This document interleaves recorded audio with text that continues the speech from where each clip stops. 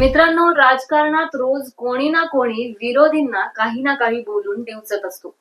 मनसे प्रमुख राज ठाकरे यांनी मुंबई येथे घेतलेल्या मेळाव्यात बोलताना ईव्हीएम मशीन बद्दल वक्तव्य केले होते. त्यानंतर एका कार्यक्रमात बोलताना जनतेने आम्हाला निवडून दिले आहे, त्यांच्या वक्तव्याशी आम्हाला घेणं देणं नाही. तुम्हाला तुमचा मुलगा निवडून आणता आला नाही आणि तुम्ही काय आम्हाला बोलता.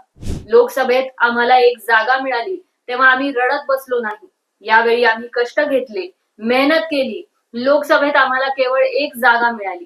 मागेही एका लोकसभा निवडणुकीत माझ्या मुलास निवडून आणता आलं नाही. या लोकसभेत पत्नीला निवडून आणता आलं नाही. त्यावेळी आम्ही ईव्हीएम ला दोष दिला नाही, असे खडे बोल उपमुख्यमंत्री आणि राष्ट्रवादी काँग्रेसचे नेते अजित पवार यांनी मनसे नेते राज ठाकरे यांना सुनावले. राज ठाकरे यांनी काही दिवसांपूर्वी निवडणूक निकालाबाबत संशय व्यक्त केला होता. त्यावर अजित पवार यांनी या शब्दात त्यांना आरसा दाखवलाय.